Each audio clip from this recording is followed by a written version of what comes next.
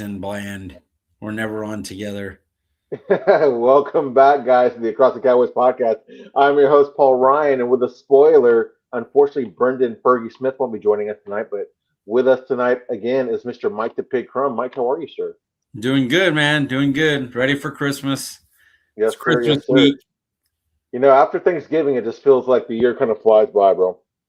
Yes, I'm okay with it. I'm a Halloween guy. I'm not a Christmas guy. Christmas is fine, but I'm not as I like Halloween, and that's more my thing than Christmas. Christmas is whatever.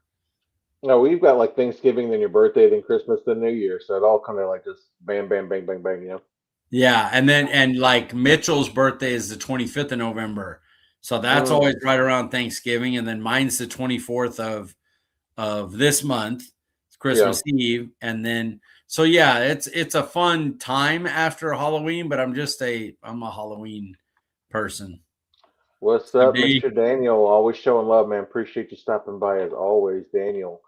Mike, where can people find you on Twitter so they can drop a happy birthday on your timeline, sir? at CD Piglet guys, Wednesday, Christmas Eve. I try to respond to all of them. I do my best. Yeah, of course, as you know, Brendan could not join us tonight, but make sure to follow him on Twitter at Brendan underscore Smith 26.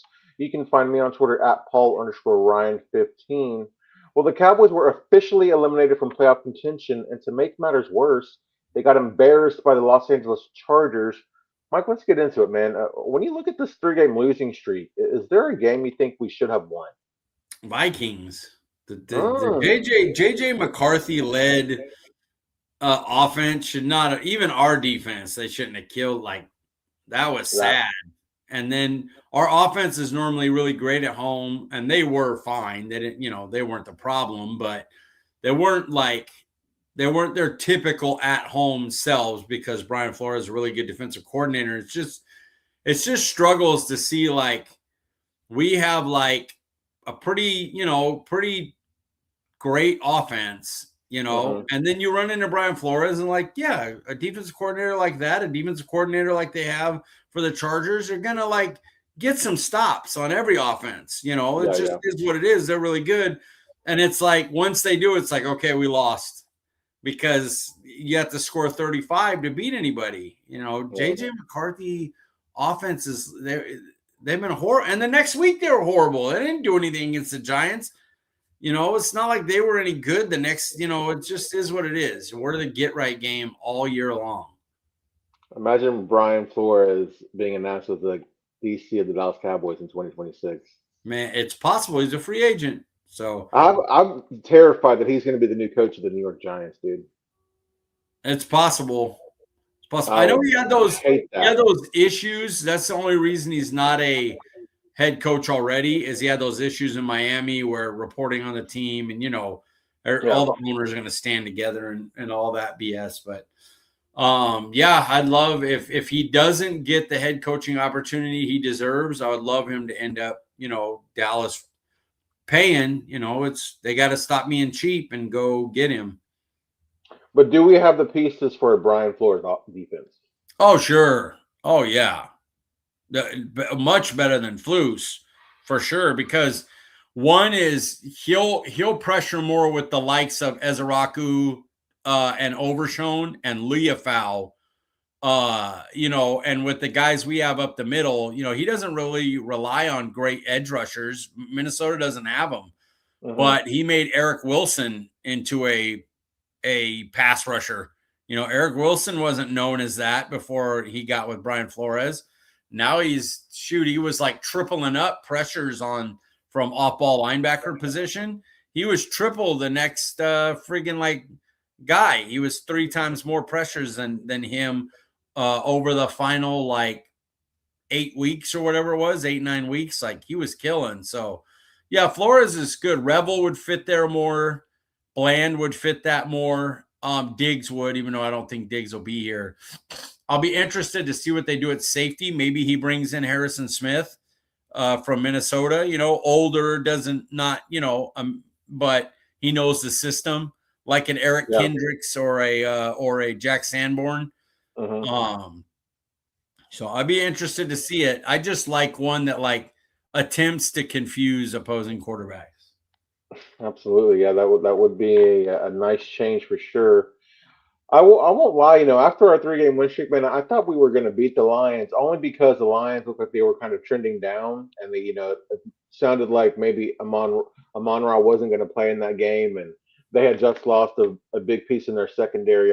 His name is leaving me now, and I was just like, the Cowboys have all the momentum, and the Lions are like kind of tail spinning. So I did think that the Cowboys were going to win that game. Of course, it didn't happen, but that was a game where I thought, man, I thought we were going to win this game.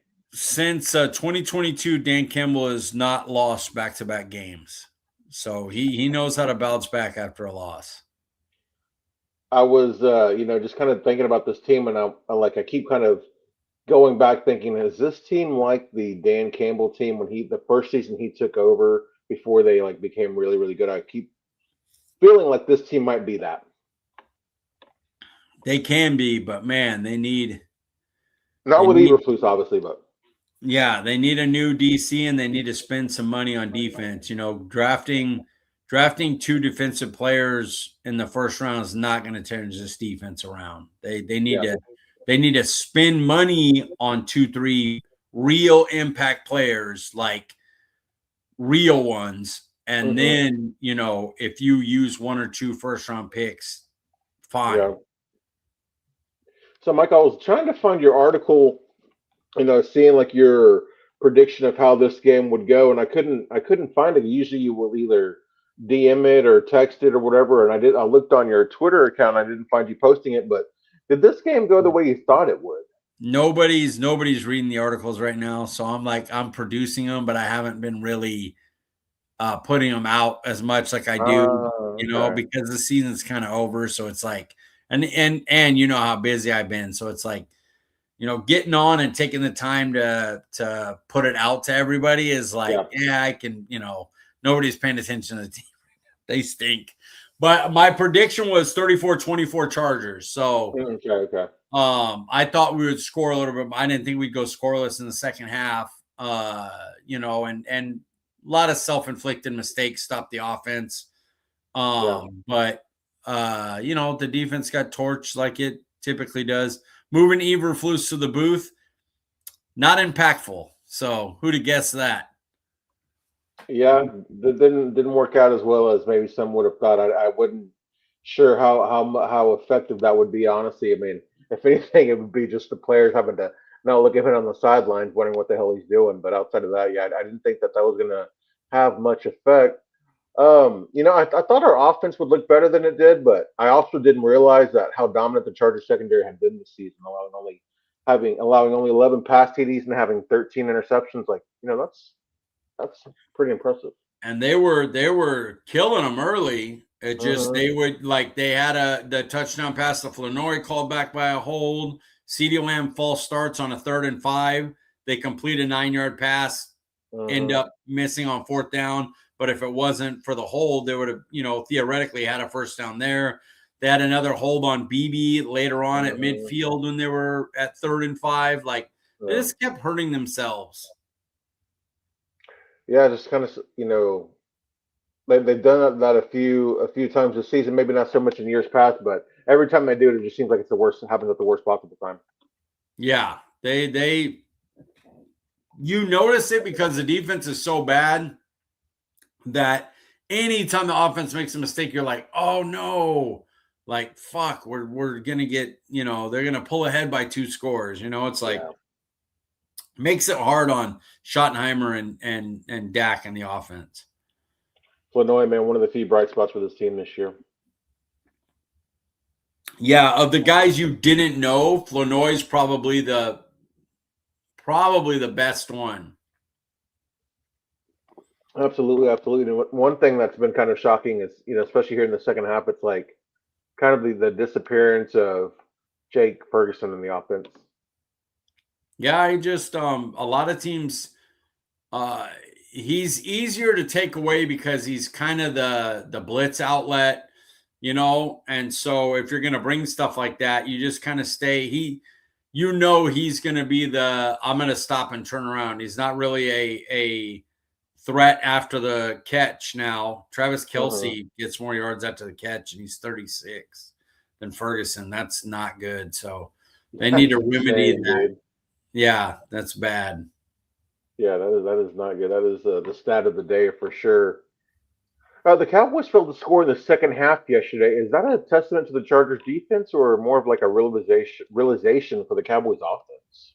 I think it's a mix. Like, they missed a couple of fourth downs. I know the one to Hunter Lemke. I was so annoyed because I seen the setup. I seen them move span forward right there, and they had like Turpin 8 yards back in the backfield, and in their mind, they're like, oh, people are going to be worried about Turpin. I'm like, Lipke and Brevin Smith-Ford are like right there. It's obvious a run up the middle right there, and they went to it, and it was stopped. And I'm sitting there looking at it like, yeah, nobody was fooled by you thinking you were going to give Turpin a sweep toss on a 4th and 1, 8 yards back.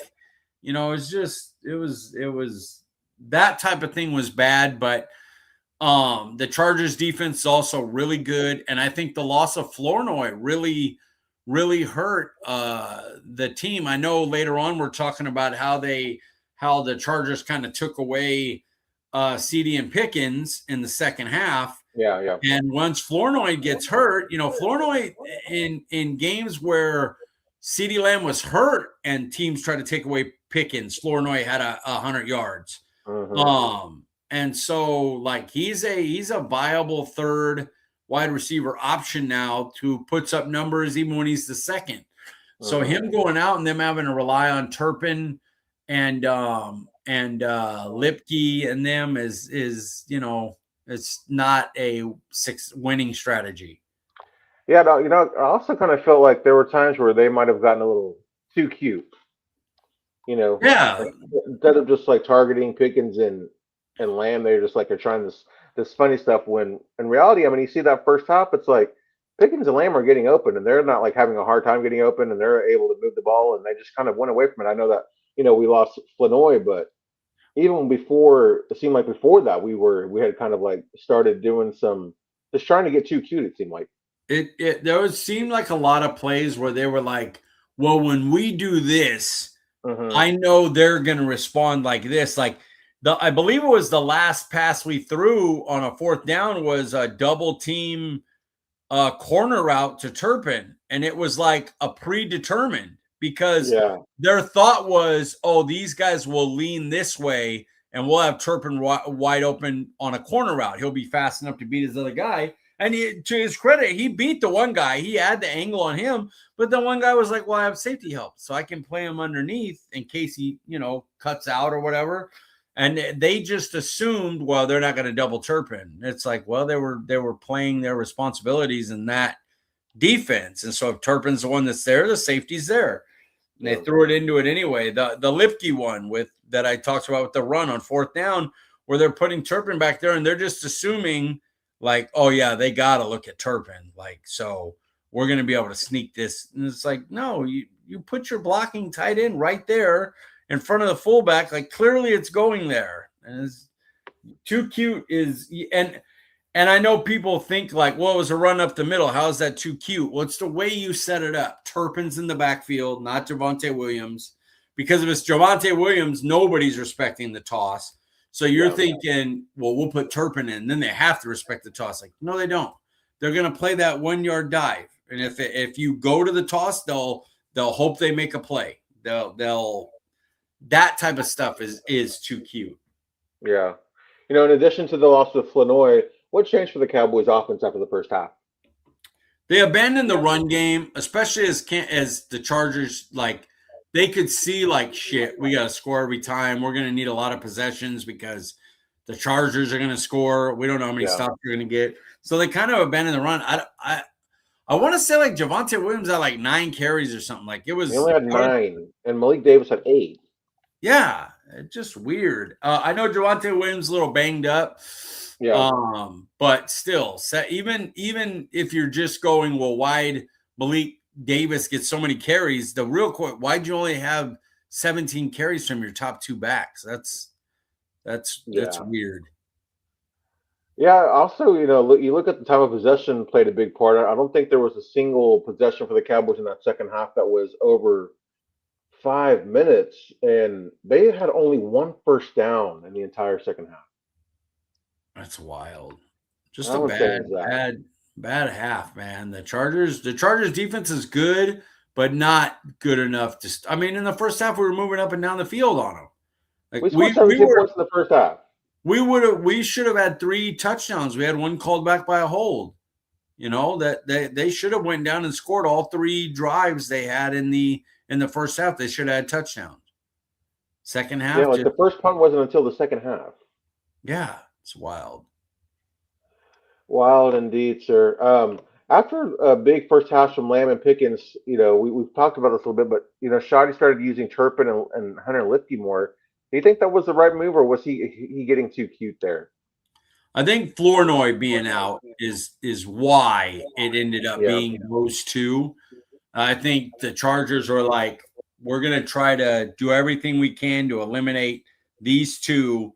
And if we leave Turpin and Lipke and Ferguson and them to make plays, so be it. We'll let right. them we'll We'll let take them that. go. And so if Flournoy is there, it's a lot harder to do that because Turpin can get you for a big play. Like he has the speed. He's a threat. Hmm. But Ryan Flournoy can beat you as a receiver with Yeah, receiving routes. If you're just leaving him one on one, he's going to get open. yeah. And we kind of, just kind of going back to Ferguson. It was weird that he didn't really get a lot of targets in this game, and wasn't another game where he just kind of, disappeared. Yeah, Especially too after many of those. Flournoy goes, went out. Yeah, too many of those. Too many of those games from Jake Ferguson was like because he has so many receptions. He's not really a yards guy, but he at least is like second and 10, get you 4 to 6 yards to make third and manageable. Hot route guy, on a blitz and stuff. And yeah, there's a few games where it's like, damn, he just didn't get the ball. Yeah, just kind of talking about just a couple of games, but Brian Broaddus was talking about the Vikings game, just kind of recapping. He said he thought that had left a lot of plays on the field, maybe playing a little too conservative, not taking enough shots. Did you think that Dak was seeing the field well against the Chargers? I thought he was fine against the Chargers. The Flores type defenses where you line up everybody at the line of scrimmage has always been one thing that Dak isn't his best at. Now Yeah. he gets better every year. Like there was no turnovers. They should have put 32 points on Flores. They missed 2 field goals. Hmm. So like it wasn't like he got shut down. Yeah, yeah, And I yeah. No, think he wasn't saying that. yeah, I think what happened with the Chargers is the team knew they were struggling running. Hmm. They couldn't like run long drives because their defense was giving up points every time. So they got into a mode where they had to try to score touchdowns all the time, and you would get to fourth down and then you wouldn't make the play. And they would end up losing the two or three fourth downs they didn't hit on. So yeah, it makes it tough if your defense stinks, your offense has to be perfect, and they're not even like forget elite perfect. They're like battling good to great. Like Hmm. they're like good right now. Yeah, I mean the wear and tear on Javante has definitely caught up to him after having a really, really solid season up to this point. Yeah, that's why I wouldn't pay him. But you know me with the running back stuff. I'm like, I just get another veteran, cheap veteran, put him in there, draft another guy day 3, run the same combo. Your offensive line's getting better. Yeah. Your Clayton Adams seems to be back. Hmm. Like you should be fine running. I was kind of thinking to myself, I'm like, we got Mafa, we've got Jadon Blue, who we don't know anything about. Of course, we don't know anything about Mafa, but I'm like, if we just had Malik Davis and we drafted another day 3 guy, and then we had like Malik Davis, a rookie, Mafa, and Jadon Blue, I think I'd be okay with that room just because I want us to address like all the weaknesses on defense in the best way possible. I would like to get a veteran that I know could pick up blitzes. Hmm. That's what worries me about Maffa, Blue, Davis, is none of them are blitz pickup guys, and you can't just have Hunter Lipke out there because then your threat of the run isn't the same, you Yeah. know. Yes, sir. Yes, sir. How much of Shoddy's play calling and game planning have been the cause for Dallas's 3-game losing streak? I mean, they haven't been. This is the funny thing. This has been a big thing on Twitter. It's like people are saying like, "Oh, Shoddy's getting a pass because this and that," and it's like, no, like, believe me, we see Shoddy's issues. Too conservative, especially on the road. Gets Hmm. cute in the red zone. Yeah. Like is not a good play caller in the red zone. Like he has his issues. It's just it's like I don't remember if we talked about this before, but it's like he's the you got rear-ended and the bumpers kind of messed up, and it's like, man, I don't want that's not good. I want to fix it, but like my engine is blown out. Like I can't even drive the car because of the defense being Yeah. the engine blown out. So I can't. It's hard for me to focus on the bumper thing because I'm like, well, they're Yeah. first Yeah. top 5 offense. They score, 28 points a game or whatever it is. I'm not sure if it's that number, but I know it's high. And I'm like, It's in the 25s, I think. yeah, somewhere in there. So they score enough. They're a good enough offense. If their defense could just like not be atrocious, they're in the playoffs. So it's hard for me to.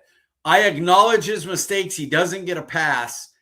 There's issues they need to work on, but that is something you can win with. He is Yeah. something you could win with. You can't win with the defense. The defense is the problem. And the special teams is more of a problem than the defense or than the offense too. Yeah. Going back to the what changed for the Cowboys in the second half is their like field position was god awful too. Oh, the Every Detroit possession. game. It killed them against Detroit. I was Yeah. sitting there like, why are we still kicking to them?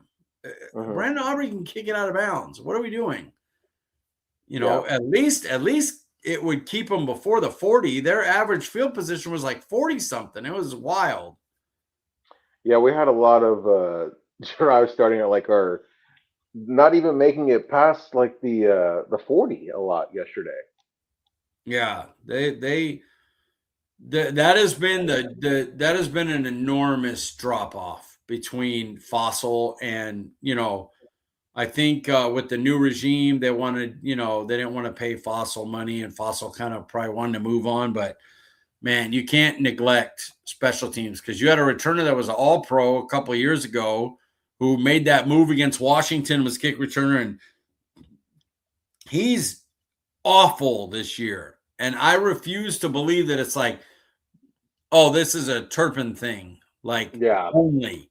Like, no, he should be hitting some stuff. Like there's something going wrong with like this is our plan on returns, and that plan is bad. And it's making Hmm. Turpin look a lot worse than he should. Last year, he was a good returner. He had the spin move on the Commanders for the touchdown. Like he had big returns in both areas. And now he's like, I don't get the fake punt call. I know that's him, that's not the special teams coach, but the special teams coach should be like, what's the minute that happens once, it should never happen again. It's like, hey, Yeah. don't fucking put your hand up and then run ever for any reason. Yeah. I mean, he all pro every year of his career prior to this year. I mean, Fossil. yes, sir. Yes, sir. Is this team underachieving or are they just bad? Defense is bad. Special teams is underachieving. Special teams never, they basically had the same people.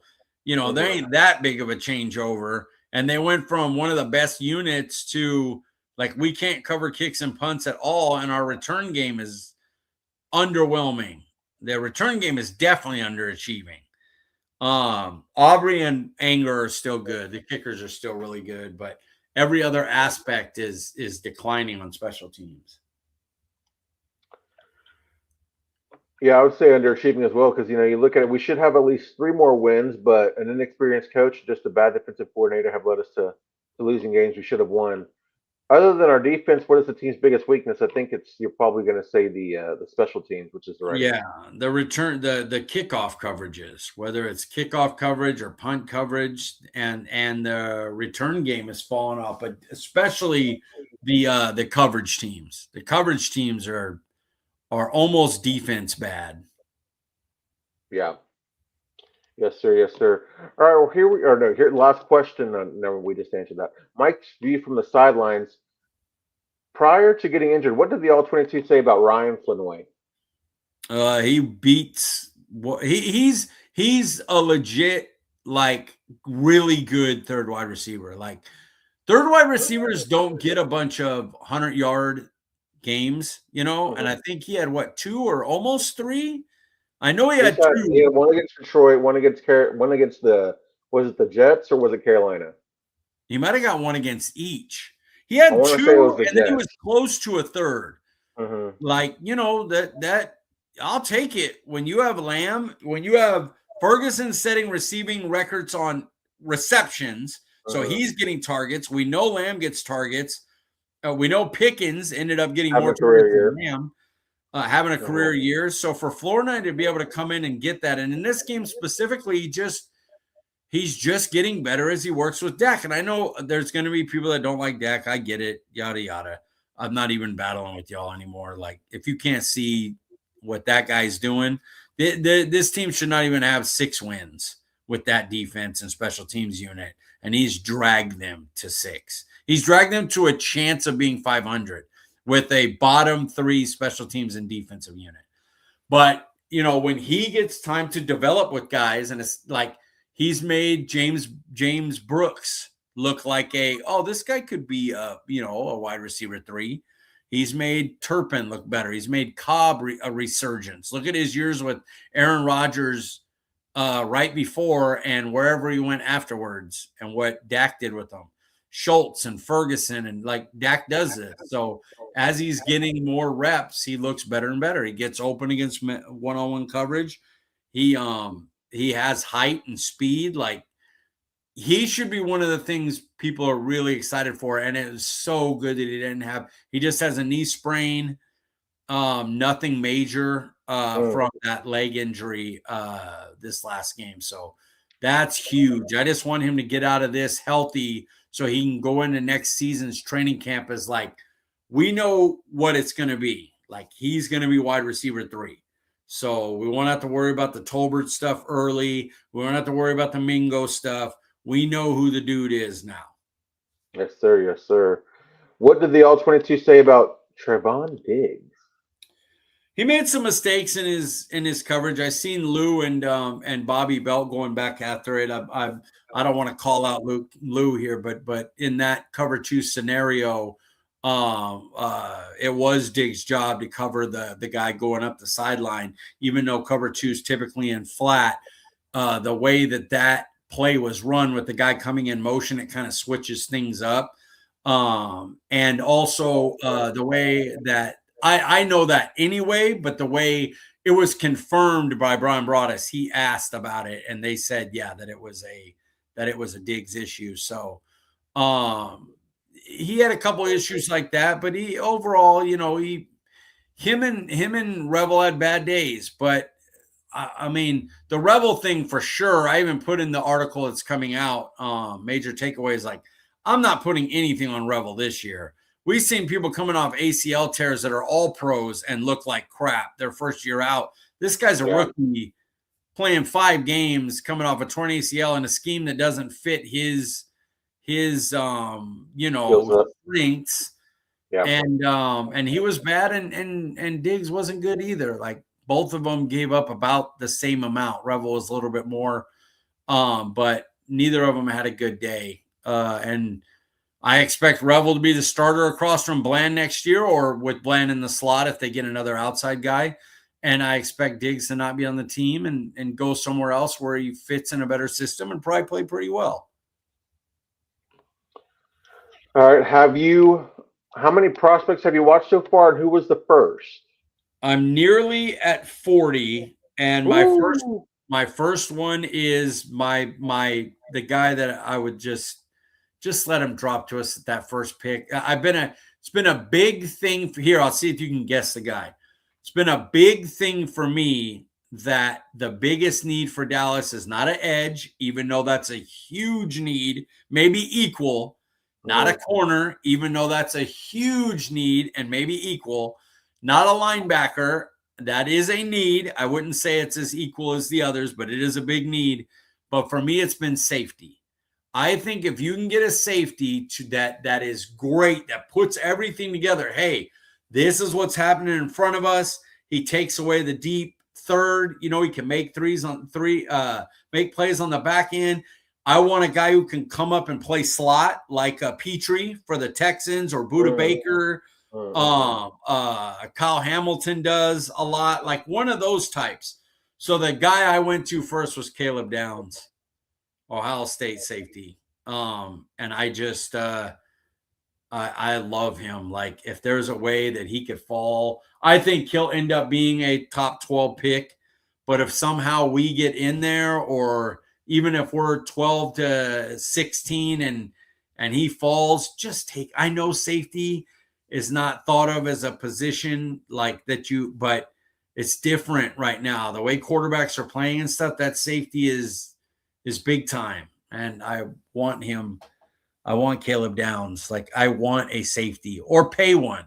Go get a guy that's a Fitz, a Buddha, Petrie, one of those, dudes back there. Pay him and get one. We need a safety. All right. Here we are with one word. If the Cowboys fire Matt Eberflus after the season, that will mean blank for the 2026 season. Hope.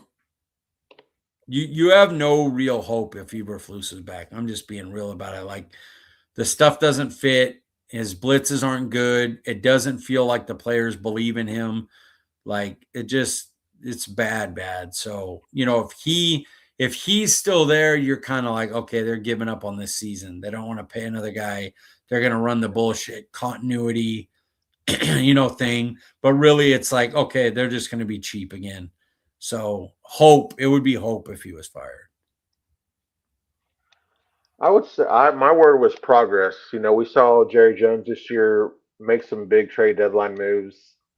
Something we hadn't really seen a lot, making like some real impactful moves. Acquiring Quinn Williams and stuff, and trying to do something to better this team. So I feel like if he would say that he wanted to bring Eberflus back and then watch how the defense has performed these last couple of weeks and then decide to part ways, I feel like that would be progress for the Cowboys. Yeah, good word. Progress is very good word. All right, so here we are with top 5, and tonight, Mike, you're a sneaker guy. I'm starting to build my collection. I've always appreciated sneakers, so we are going to be ranking the shoes we wish we had in our collections. Mike, you've been on kind of a tear this year, adding to your collection, getting some hype stuff. Yeah, the top 3 in mine are shoes that I will be getting by the end of this year. So I'm very happy about that. I just paid off my 2 trips. I'm very disciplined like that. Mm-hmm. Like I don't want to get into my stuff that's for big things. The water heater goes out, the roof has leaks, stuff like that. Like I won't even get into that to go on Disneyland trips, stuff like that. Like yeah, so I'm disciplined. So there's shoes that are already out that most people would already have, and that I waited on because I was like, no, pay your trips off. You've had some fun this last 2 months. Make sure that gets paid. Make sure your stuff's all set up, and then go and make your next big purchase, which is I'm just going to get all 3 of these. One will be on my birthday because that's when it comes out. So that's a hint for you guys. And the other 2 are already out and are awesome. I just haven't been able to get them yet. So I'll be dropping those too soon. I'm going to guess. I feel like one of those shoes might be the Bugs Bunny, but don't say it if I'm right or wrong. And I don't know if this is going to be on your list, but man, the Jordan Mochas that I think are coming out in a couple of days are a gorgeous shoe. But what's number 5 on your list, sir? The Jordan Mochas were 6. That was 6 on my list. That's such a gorgeous shoe. Number 5 is an older shoe. When these were coming back, I don't know how much I was getting. I don't have Kobe's. I wasn't getting them. So I want to go back and get the Nike Kobe 5 Protro 5 rings. I just like them because they look a lot like Laker shoes. They're very much purple, gold, and black. And I just think they look awesome. So that's one of the Kobe's that I want to go back and grab. I thought you were going to say the Grinches there for a second. Which ones? The Grinches, the green ones. No, I don't. So this is about as close as I'll get to green. Okay. I'm not wearing green shoes, but I like the grapes. I like the grapes. Man, that's a gorgeous shoe, dude. It's so wearable. It is, and it works. It works with darks, even though it's a lighter color, but it really works with color outfits with color. It works really well with those. So yeah, it's summertime and fall if you know how to dress. Yes, I do not. I just wear Disney clothes. Hey, the Disney wave is strong, man. I noticed a lot of people wearing Disney merch here lately. Number 5 for me, this shoe just came out earlier this year, but the Jordan 4 Undefeated, the green ones with the orange laces. Yes, nice pair. I do not have again the green and orange. I don't think I'm cool enough to wear them. Well, you don't have to wear the orange. The orange is like a lace swap. They have black. They come with black and orange laces. So I would want the orange. I would want. Yeah, I mean, you want to rock the orange, but you don't really necessarily. I feel like if you're always trying to match your outfit, like with your sneaker, that's not necessarily corny, but you don't have to do that so much as you had to in the past. You know what I mean? Yes. If I was cooler, I would have those. Green and orange, I don't feel cool enough to wear. Outfit hack though, if you wear all neutral colors, bro, you don't have to worry about so much about matching everything. You know what I mean? Because it all kind of blends together. Yes, I'm fat, so I wear a lot of black. Black, I feel that, man. Number 4 on my list. This is kind of like a classic. I feel like this is a good sneaker to get. Maybe when you're building your collection, I feel like this is probably like the sneaker that starts the love for people collecting sneakers. The Air Jordan 1 High, the Chicago colorway, like the Air Jordan 1, like the original, the first. You know what I mean? Yes. What do you want those? So when I did my list, I did them as ones that I want to wear. No, I don't want to wear them for sure. I mean, of course, like it'd be cool to like have them on display, but no, I want to. When I buy sneakers, I want to wear mine. Okay. But I did say like I wonder. I was like, I wonder if Mike's gonna have the Air Mags on his collection, but I'm like, that's not really something you want to wear. That's like a display, but just to have them, just to say you have them, like the Back to the Future sneaker, you know. I did all mine for ones that I want to wear and take pictures at the Disney parks with. All right. So number 4 on your list, sir. Number 4 is the Kobe 9 EM Protro. Again, similar to the 5s, little darker, a little less going on with those. But I want a pair of Kobe Laker, like the Laker color ones, like especially the Black Mamba ones that remind me of the Black Mamba jerseys, you know? Oh, okay, yeah. That's the type of one I want. It's a lot like the 12s up there that are hidden because the puppy is, when he was in here was a chewer, and I don't wear the 12s much right now. He didn't get any of my Jordans. He gets the cheaper shoes. He goes after the work shoes.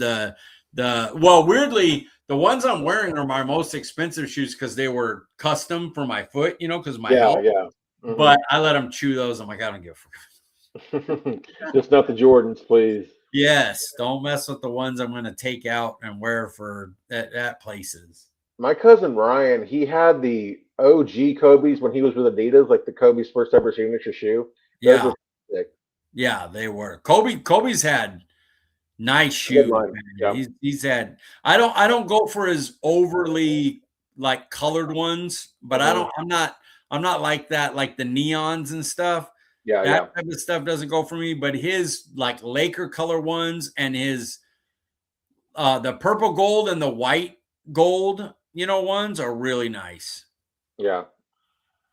Number 3 on my list, sir, I have the Travis Scott the Jordan Low olives. I don't know how familiar you are with the Jordan Scott, like his Jordan sneakers that he's had, but they're Oh, just the low. the They're Travis really, Scott ones.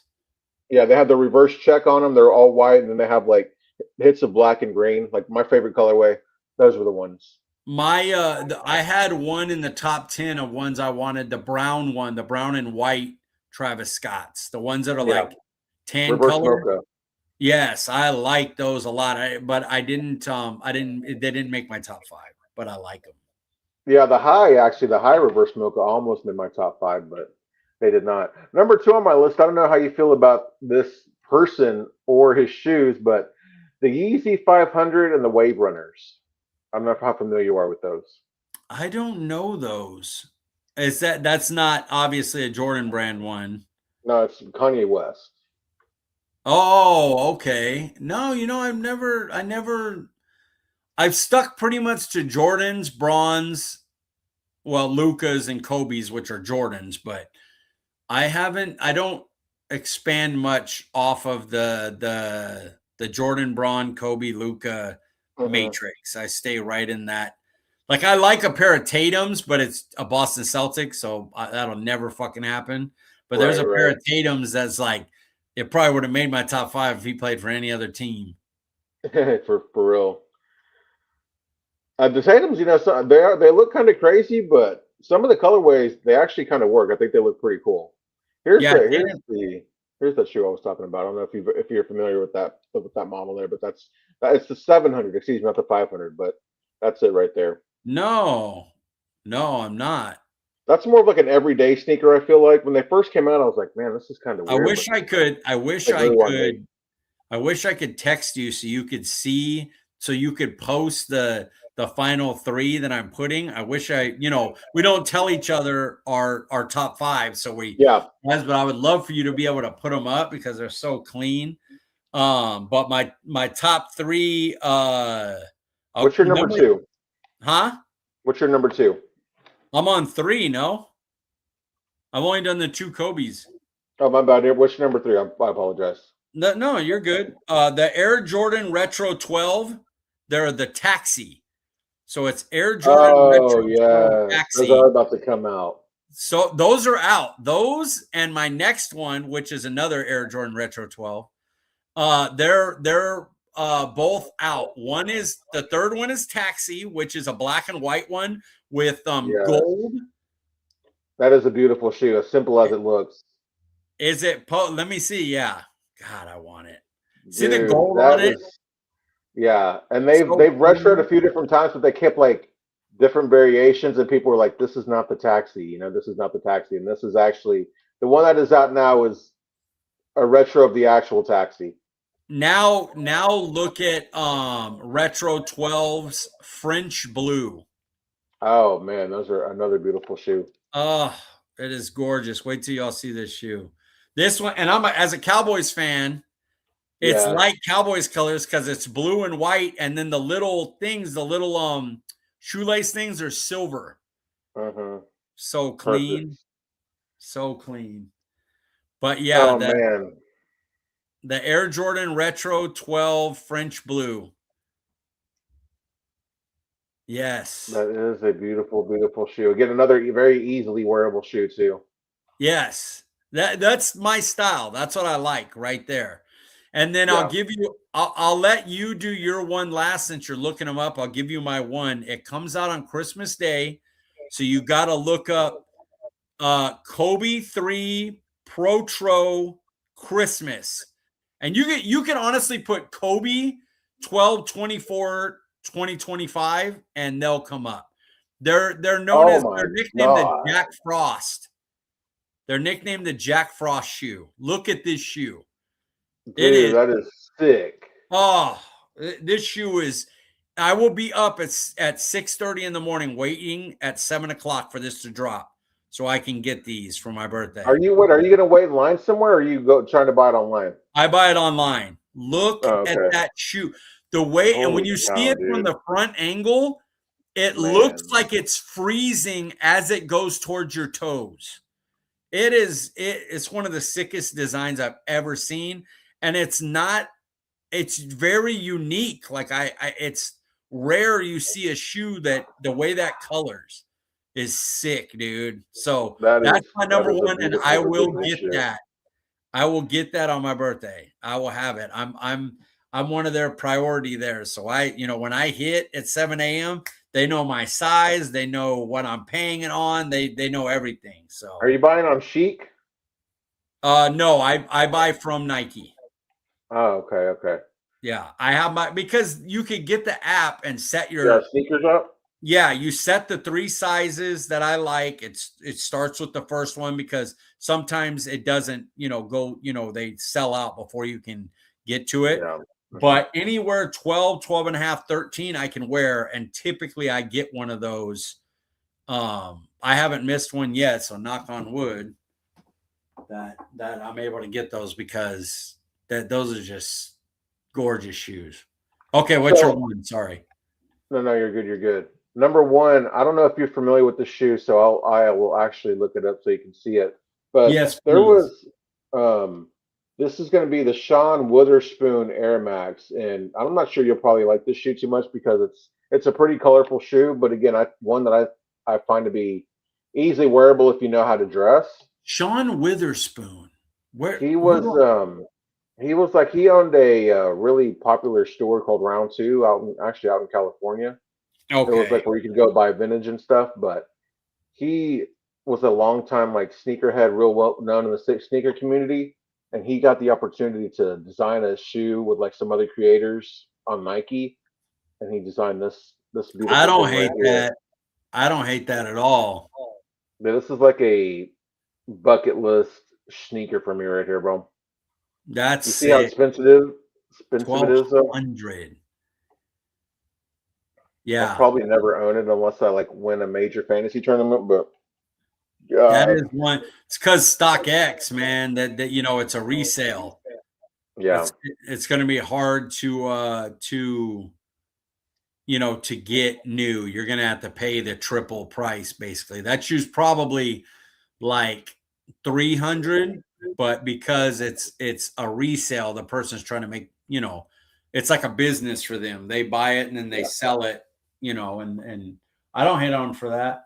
If you like sneakers, now's a good time to build your collection because the sneaker market is not what it once was. You can get Agreed. Jordans easily.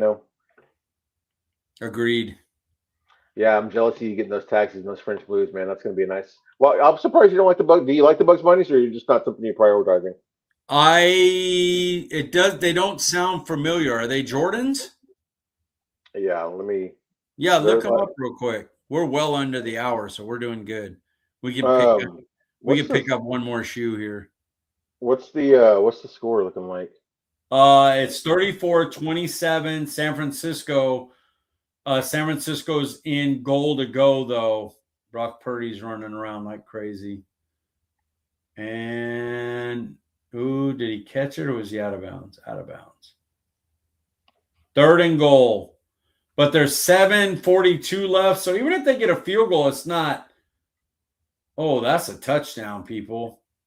That's a touchdown. They just scored another touchdown. Yeah, well, they called it incomplete, but that's a touchdown. Mm.